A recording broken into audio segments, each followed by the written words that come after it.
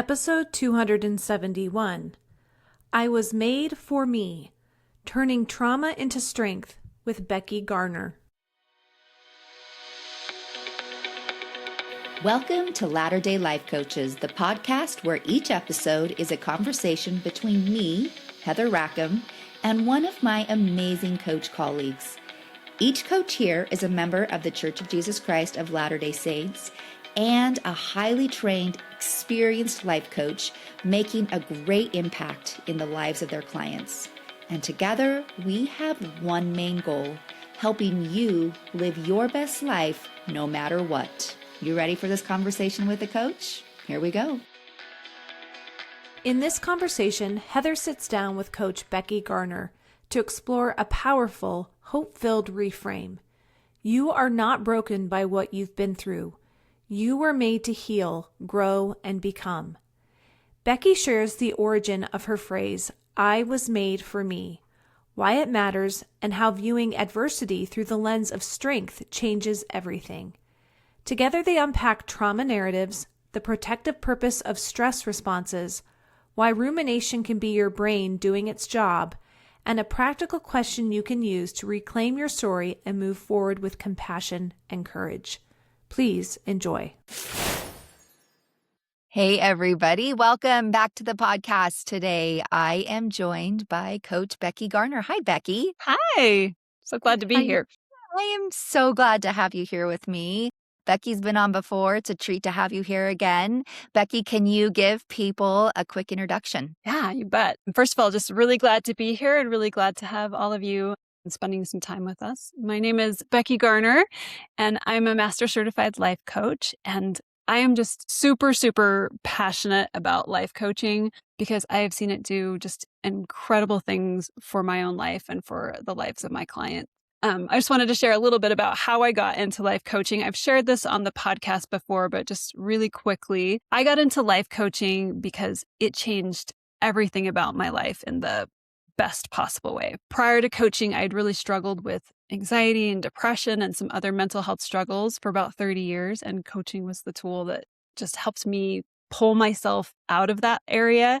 And not only like pull myself out of the mess, but also help create an incredible, fulfilling life for myself. So I love to help people who are like me. I love to help people who feel stuck, who feel trapped, who feel like, maybe the medication doesn't work or the health advice doesn't work. People who feel broken and they want more out of life. Like people who know that something's not right. They know they can have more.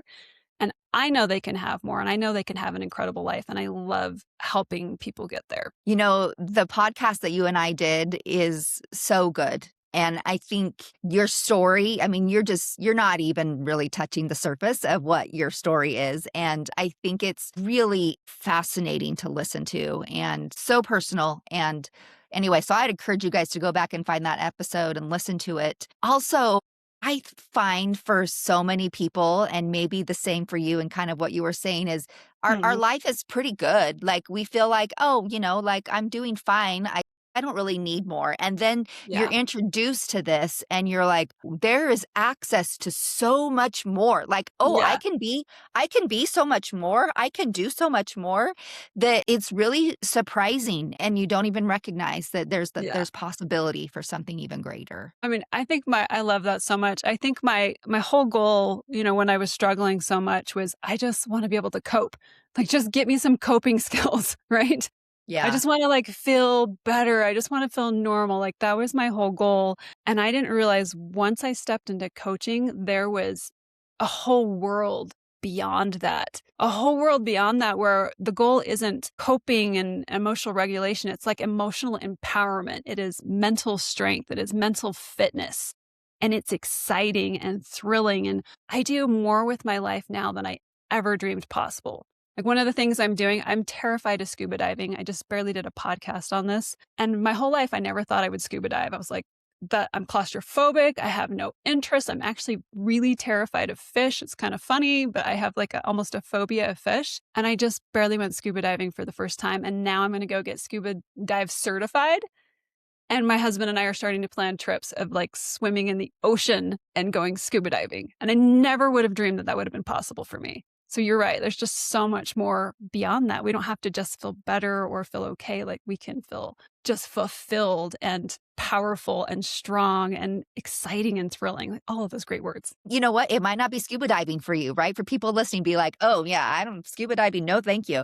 But there's something out there. There's many things out there Yeah. that are available to you to do that maybe have never crossed your mind that it could be possible for 100%. you to do. So thank you. Thanks for sharing that with us. I think it's so good for us to hear and recognize that there's more. There's more. There's so much more. So let me ask you this. What does the belief I was made for me mean? And why does it matter? I know I've Okay. heard you talk about this before, and I would just love for you to kind of expand upon that. Okay. So the belief that I was made for me, I want to tell you where this phrase came from because it sounds a little funny, but it's such a strong, important belief to me. And I wanted to share it with the world because I thought if people could understand this, it would help with so much pain and suffering and also with all the places that we want to go and all the things we want to do in this world. So when I first got into coaching, I was in my basement and I was listening to a coach talking about confidence. And she was like, I was working out. I think I was like working on my biceps, right? And she was talking about phrases that help you develop confidence. So she said, I was born for this. She said, I got this. And then she said, I was made for this. And I thought, oh, I love that phrase. I was made for this. This is really cool. So I ran over to my notebook. I keep a little notebook in the window. And I ran over there and I wrote down, I was made for this. And then I went back and I started lifting on my biceps again, right? Later that day, I went to my notebook.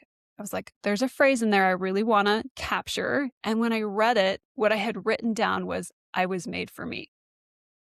And I was kind of like, that's weird. Like, what a weird, like, why did I wrote I was made for me instead of I was made for this? But the phrase was so interesting to me.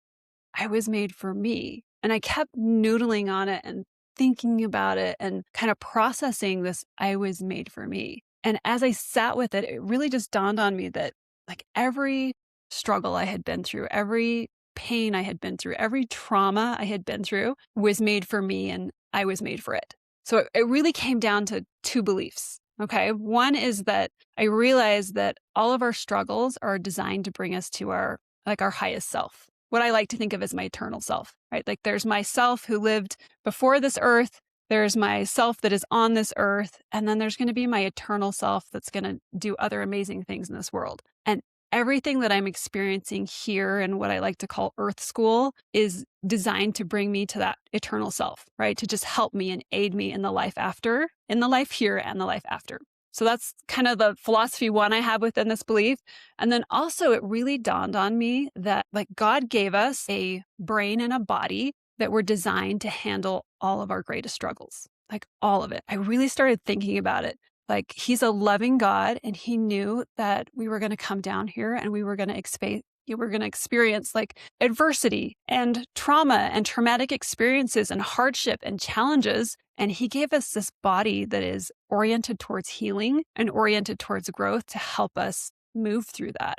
And it just hit me so hard. I do want to say what I'm not saying. Okay. So here's what I'm not saying. I'm not saying that God purposefully sent you certain trials to like punish you or make you grow. Okay. I'm not saying that. I'm not saying that he took someone's husband or took their child or burned down your house to help you be a better person. Like that's not what I'm talking about. Okay. My belief with I was made for me is that we're allowed to go through adversity because it strengthens us. And we were also given a brain and a body that can recover and heal from adversity when we experience it. Appreciate that you said what you're not saying. I think sometimes the greatest things we learn is by pointing out what we are not saying, right? And it's so important to recognize that. I also just appreciate that whole philosophy. I truly believe, like, and I say this a lot on the podcast, that I don't ever believe that God is trying to, that we have to prove anything to him, like that he's giving us trials so that we can prove that we will obey or that we will be strong enough. Like I believe that he is constantly just trying to prove us to us, prove to us that we are capable, that we can do so much more than we think we can. And I think those two, like that together, like I was made for me and he's proving me to me, those are so powerful. And I love that. reframe so many things for us. I think that's thank you. Thank you for sharing that with Yeah. me. So, touched a little bit on trauma and the things that we sometimes feel so frozen by. And I think that we inadvertently think that trauma is this scarring and permanently damaging thing that is Yes. just going to be with us for the rest of our lives. Yeah. I would love to know how reframing adversity as strength, as you pointed out, changes the way we experience our past, our trauma that we have experienced in our life. No, okay, I think your point that that's how the narrative that we have around trauma and traumatic experiences, it's really interesting to look at. Really interesting to look at, like, the typical phrases that we use when we see someone who goes through trauma or, like, something we've seen on TV or somebody in our neighborhood or a family member went through. I think it's really interesting to think about those phrases. Like you said, it's scarring. We have a narrative that trauma is scarring. I think about phrases that I've used are they're going to be scarred for life. Or my friend used to say, "Oh, that's a mind scar." Like a scar, something that'll never go away. It'll haunt me forever. We say Was things like, like, how do people recover from that? You don't yeah, how recover do from people that. Like recover that? Yeah. that's what I'm famous for thinking. You just don't recover from that. Yeah, you just don't recover from that. How do they do it? They'll never get over it. Right? Another one I grew up with was people would say, "Oh, they're going to be so messed up. They're going to be so messed up. They'll never be the same." Like all of those phrases that we use, right? And what it really teaches us, like you were saying, is that it's this narrative around that trauma lasts forever. You'll never completely heal. It's always with you. Even when neuroscience came out and started talking about how trauma completely reorganizes your brain, right? One of the things that Meg Tilton brought up to me one time was that she said, "Is that a bad thing that your brain got reorganized from trauma?" Because I was like, "That sounds so scary." And she said, "But is that a bad thing? Like, how is that actually beneficial and really actually adaptive of your brain to be able to rewire when it's gone through something really overwhelming?" Right? Yeah. So it's kind of interesting to think about. And the way that we think about trauma, it really affects the way we engage with it. Like if we're thinking that it's scarring, it's haunting, we'll never get over it, like we can't get over it, then we're going to resist adversity. We're going to resist hardship, right? Even for our children, we may resist having them do hard things or our loved ones because we think they'll never get over it. It can even go so far as like my daughter, I was sending her out the door to school this morning and it's snowing here in Utah. It's really windy. We've had a wind weather warning and it's snowing. And I thought, ooh, if I send her out walking, is she going to be mad at me the rest of her life? Like she'll never get over it. Right? I had one of those mommy thoughts and I was like, wait a minute. No, like this is an opportunity to like strengthen her and to toughen her up. Right. So when we see hardship as scarring and lasting forever and permanently changing your brain in a bad way, we become resistant to it. We become entitled to safety, thinking like, oh, I should be safe all the time. My family should be safe, that we shouldn't experience it, right? We can even get into that place where we start thinking like, how can a loving God allow this to happen? And if we're thinking that way, what tends to happen is we tend to pull into ourselves. We tend to hide in our homes. We tend to not take risks, like we don't want to go out and do things because it might be hard. It might be hard for our kids. We might not stick up for what we believe in, what we know is right. We start to kind of protect ourselves and stay stuck and maybe even blame or lash out, start to kind of feel like a victim, like the world is happening at us. And what's really interesting about it is we can start making ourselves really physically sick. Like if we get to that point where we're just like, no, we can't have hardship, we can't have adversity, we can't have bad things, we can get illness and health problems and mental decline because our mental strength is just going down so much. And you think about it, we really create this like difficult and scary experience inside of our own homes, inside of our own bodies, when we have a fear of going through adversity, hardship, trauma, anything like that, scary experiences. When we Yeah. normalize adversity,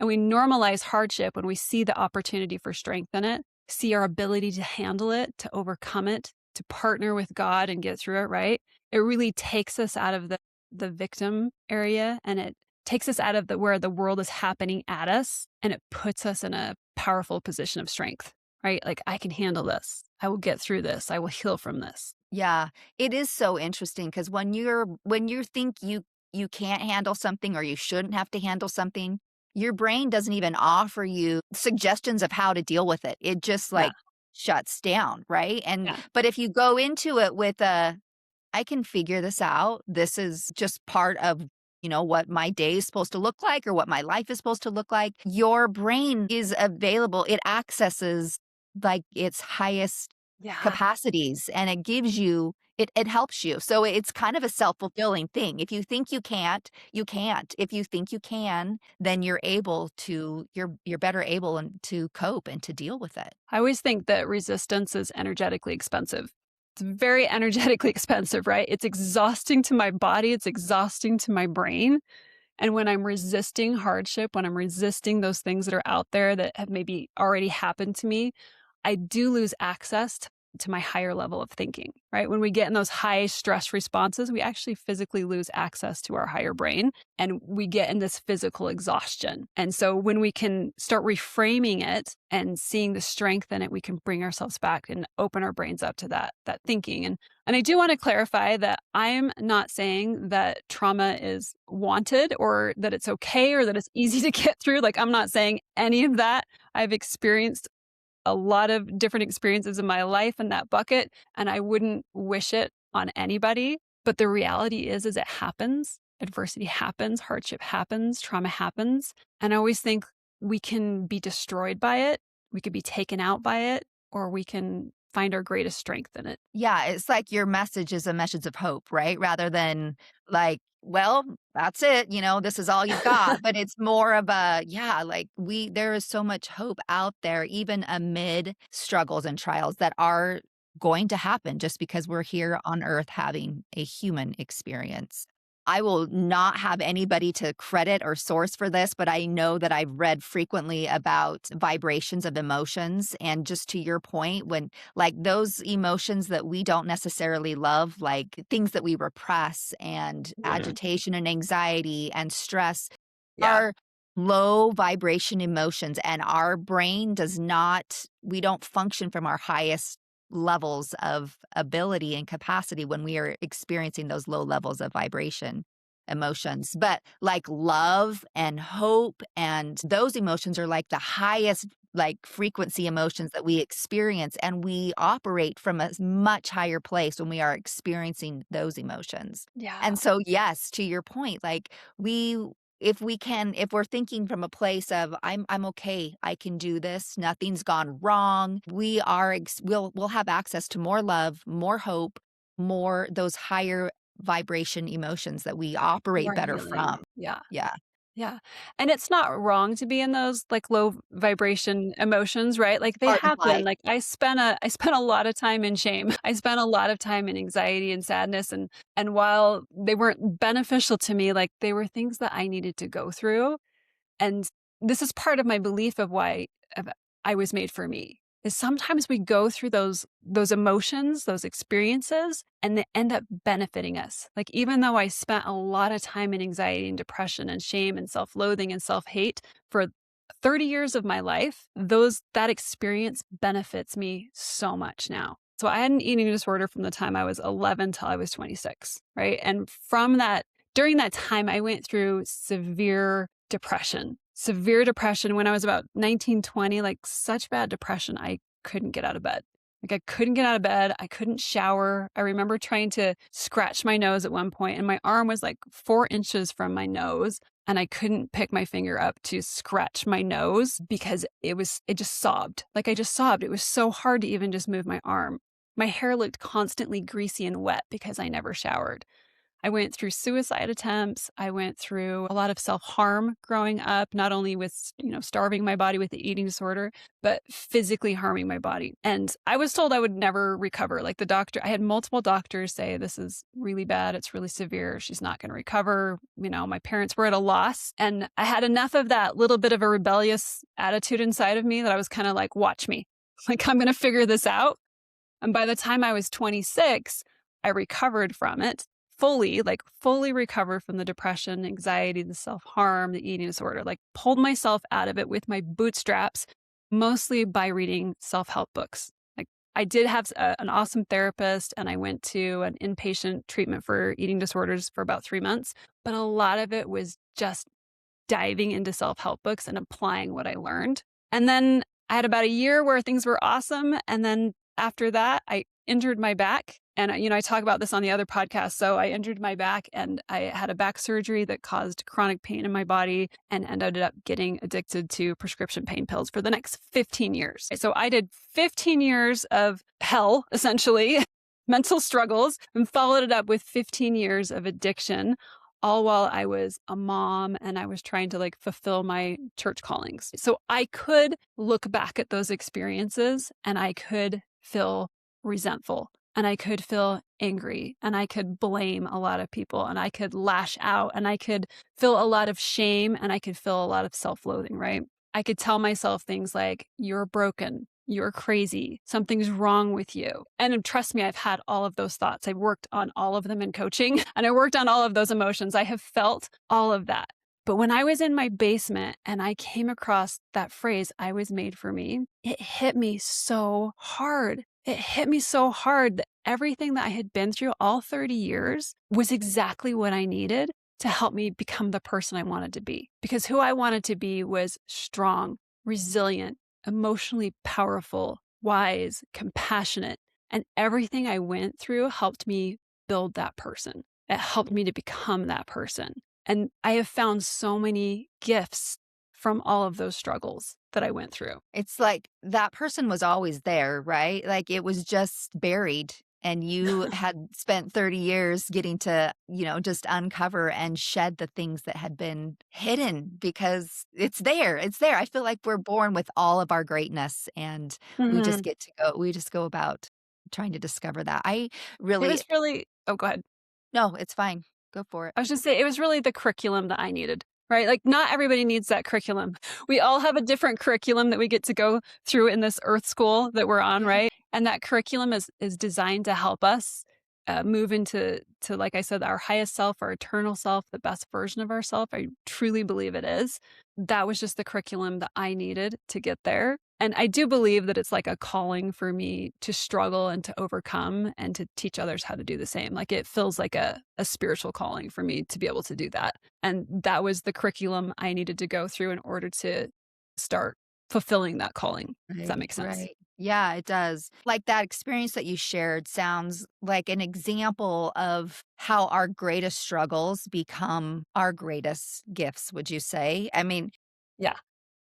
And not that we want to go out and look for those struggles to your, like you've been saying, that's not like we're going out there and we're creating them, but struggles are part of humanity. They're part of our life. And we can make them our greatest gifts and our greatest strengths if we allow them to be. Would you add anything to that on how we're able to? I mean, 100%.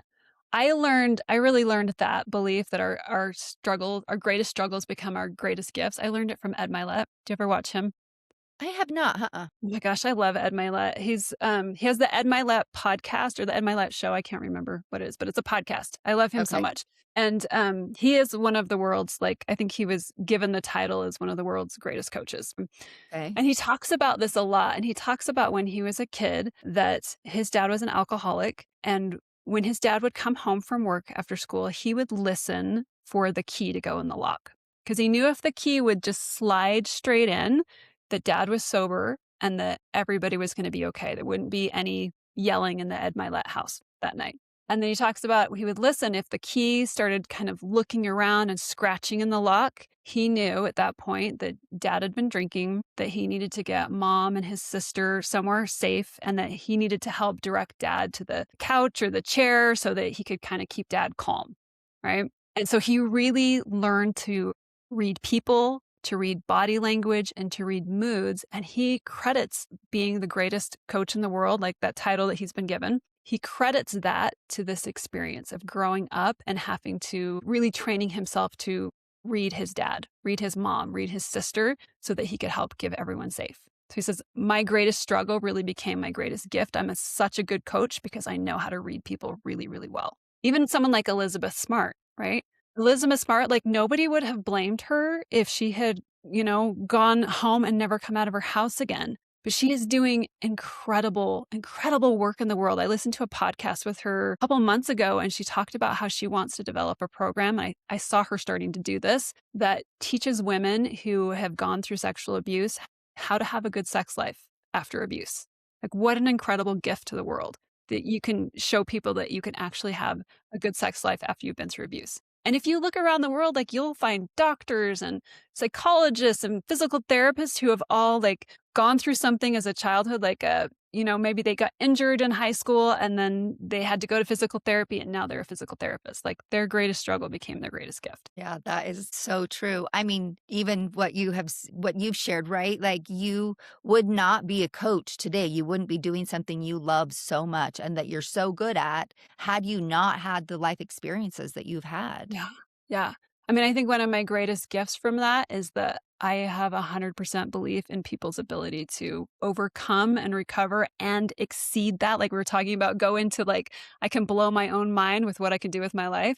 I have 100% belief in that because I've done it for myself. Like no matter how dire your situation is, I 100% believe you can overcome it and go on to live an amazing life. Like I'm not scared of what my clients bring up because I know if I can do it, anybody can do it. And I know what's available for them on the other side. So I'm so excited for them. And I think another one that's really fun to think about, a gift I gained is, I have an autistic son and he's explosive and full of fear. And he would have 2 and 3 hour tantrums sometimes when he was little. And I am the perfect mom for him. Like when he has major anxiety or fear meltdown, right? My husband's like, I don't understand what's happening. I'm like, oh, I know what's happening. I got this. I've been there. I know what this feels like. And I am the perfect mom for him because of everything that I've been through, right? I also have so much compassion for people, especially people who have made mistakes that have harmed themselves or harmed others because of what I've been through. So I get so many gifts from my struggles. Yeah. Thank you. Your son is lucky to have you. I know that you don't Yes. need me to say that, but it's how blessed you both are to have each other there. I'm Let's go. lucky to have him. Honestly, Yeah. he's my greatest teacher. He's so awesome. Yeah. Well, I think that's how all of our kids are no matter Yeah. what their lives are like, they are great teachers for us. But let's go back to that brain and body perspective a little bit. What is stress? What I want to know what stress and trauma are actually designed to do from your perspective and from your, Yeah. studies. What is it designed to do and how can understanding that help us? Okay. So I think this is so cool. This is so cool. I love having this conversation with my clients because they are coming in with that perspective that, trauma is scarring. It's going to be with you forever. And many of my clients, they're like me, they've struggled for a long time and maybe, somebody's agency was acted upon them and they've been through trauma. And so I love having this conversation with them because your brain and your body were designed to experience trauma, to go through adversity, right? And we know this because your body is oriented towards healing. Like your tissue is regenerative. Your brain is neuroplastic, meaning it adapts, it flexes, it, reshapes itself. You have a healing power that's in your body that acts on your behalf. It really does. And it's amazing. We don't even have to ask it to do anything. Like my daughter had a hay fever a couple of weeks ago. She was at 103. She was climbing to 104. I can't force her body to heal. Like I can't say, heal body, go, right? Like I can't program it in there. I don't know how it does it, but her body just went to work on her behalf for her and started bringing that fever down. Okay. There is a power in our being that is oriented towards healing. And even the trauma response itself, okay, just like that fight or flight response when we go into fight, flight, fawn, or freeze, it's protective. It's designed to be protective. It's designed to help us with survival. It is, like when we're in a high stress situation or a threat situation, your body, it mobilizes energy, right? Your heart rate goes up, the glucose is released so it can get to your muscles. It sharpens your attention. It focuses and narrows your attention to what matters so you can pay attention. And what's really fascinating is it tags your memory as important. So this is why, like, if you're in a car wreck or you were almost in a car wreck, your brain will replay that car wreck over and over. That's your brain like tagging that memory as important and saying, we need to learn from this so this doesn't happen again. I'm trying to protect you. I'm trying to help you out, right? The brain also and the body, it reduces your non-essential functions like digestion and long-term planning because it's trying to help you survive. And the cool part is your body is brilliant at this, right? It's automatic. You don't have to choose it. And I think it's such an important thing to understand that when our body does this, it's not a sign of weakness. It's not a sign that you're broken. Like if you get invasive pictures or invasive thoughts that come back over and over, it's not a sign that something got broken. It's actually a sign that your brain is working perfectly. It's trying to help you out. This is such a good reminder. I am like the queen of ruminating, and just the constant, like, something replays over and over in my brain. And I actually really needed to hear that today to be reminded of that, because I was having that conversation with myself last night. Like, why is this still, why am I still thinking about this? Why is this still in my brain? And so thank you. Thank you for bringing me back to like Yeah, it's just your the brain doing its reality. job, Yeah. right? Yeah. It's just doing its job. It's like it's the guard dog. I was thinking about it.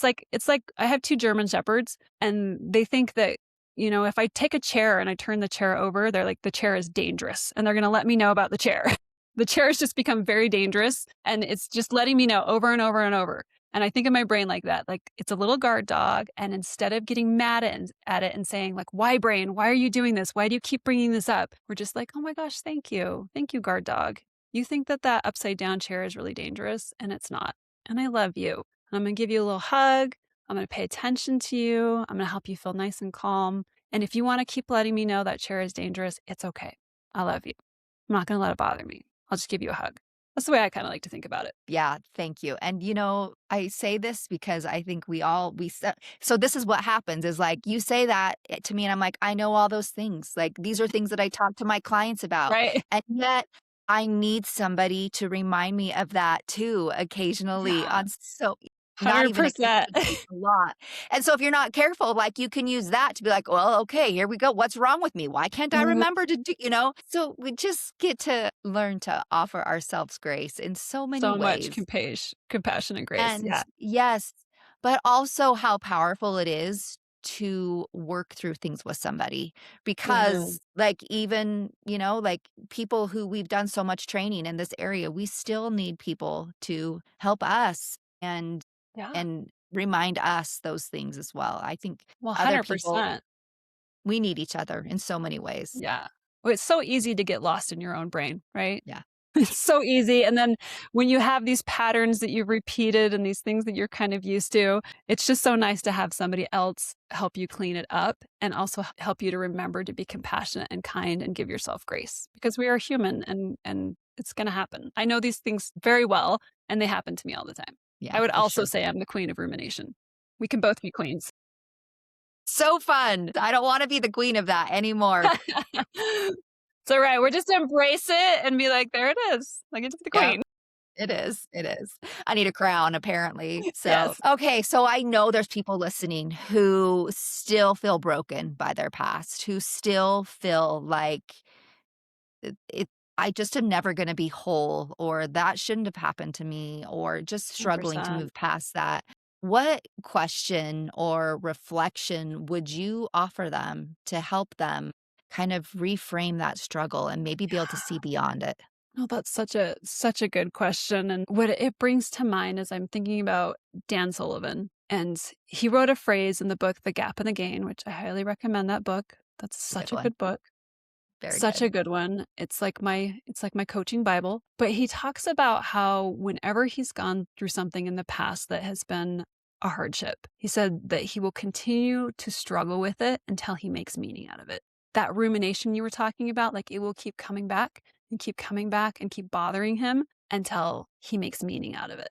So I think a really good question is if you could go back and rewrite your story, rewrite your past, and you could only rewrite it from a position of strength, like what you gained from it. And that might be a tough question to look at, but how would you write it differently? When I've done this with my clients, it's so powerful. When I did it for myself, it was so powerful. Like, how could I go back and look at everything I told you and look at it from a position of strength and what I gained from it, like what it did for me? Okay, so I always think there's 2 stories, right? Like there's a story of the Becky where I was self-destructive and nobody liked me and I hated myself and there was the self-loathing and I didn't have friends and I wasn't pretty enough and I wasn't good enough and I couldn't change and I was broken and I had uncurable genetic depression. Or there's the story of the Becky where I never gave up.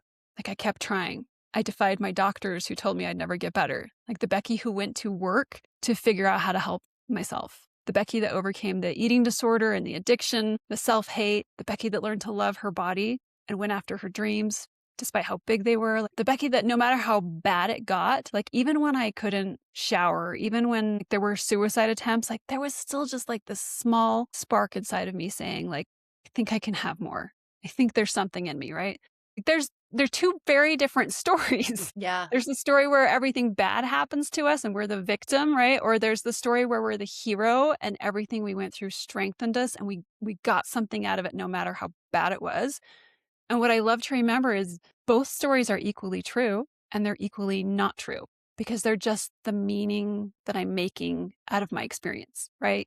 And I want to choose to make the experience mean something because I can tell you one of those stories gets me out of bed and keeps me driven and keeps me motivated and keeps me expanding my life. And another one of those, the other story makes me never want to get up again. That's so good. I really refraining. Do you remember that? Did you ever watch My Turn on Earth when you were a kid? And there's the song.